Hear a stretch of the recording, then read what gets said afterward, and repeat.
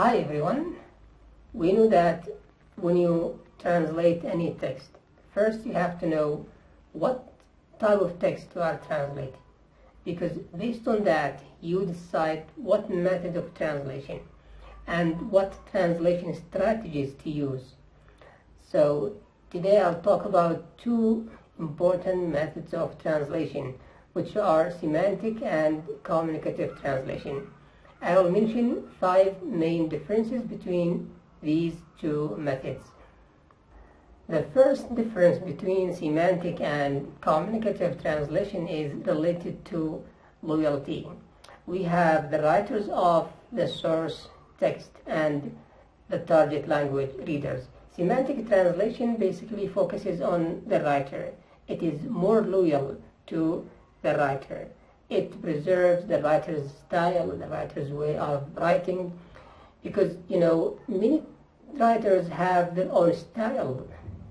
So as a translator you have to preserve that unique style. Also, semantic translation is written at the writer's linguistic level. On the other hand, communicative translation focuses on the target language readers. It eliminates any difficulties or obscurities in the source text to make it acceptable and understood by the target language readers. Also, communicative translation is written at the reader's linguistic level. The second difference is related to culture.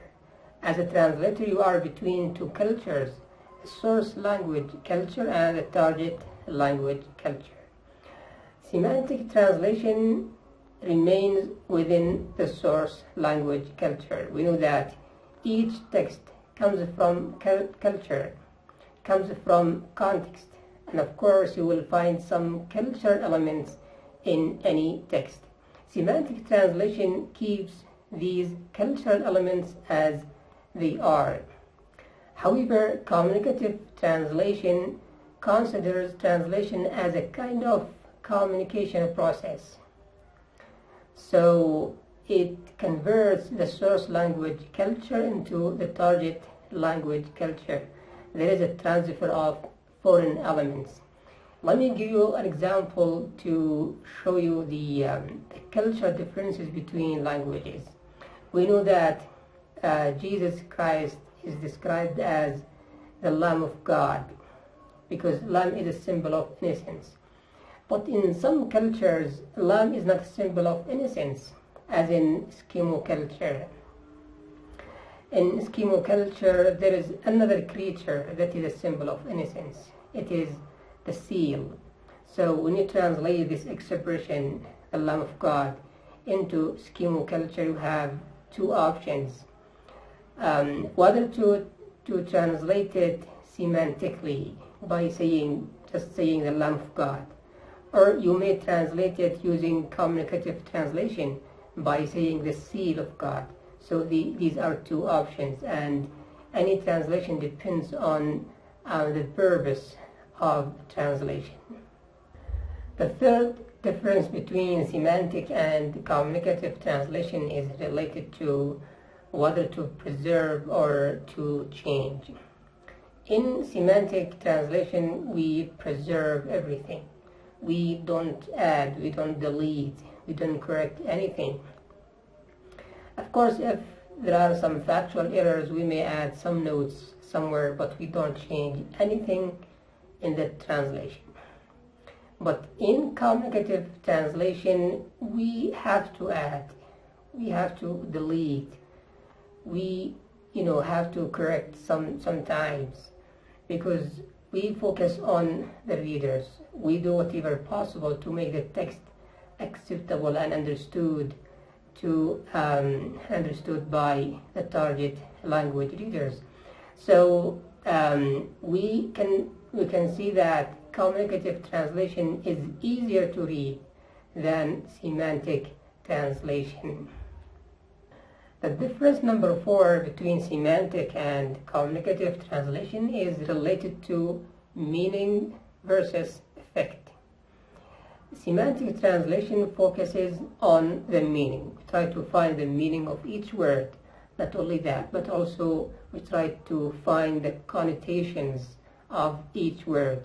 We don't want to miss any meaning in the text.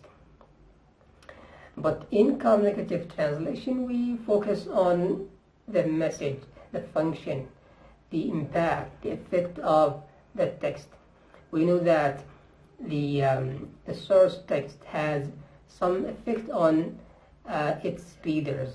So in translation, we try to produce a similar effect. Peter Newmark said, the purpose of communicative translation is to make the target language readers have the same feeling as the source language readers about the text. The last difference between semantic and communicative translation in this video is related to unit or the unit of translation. In semantic translation, it is the word that is the unit of translation, because we try to find the meaning of each word and the connotations of each word. But in communicative translation, it is the sentence that is the unit of translation, because a sentence is a complete thought. There's a lot of discussion about the unit of translation. Many translation scholars think that it is the whole text that is the unit of translation. These are the 5 main differences between semantic and communicative translation. If you have any other differences, you can write them down below in the comments. Thank you so much for watching. Have a great day.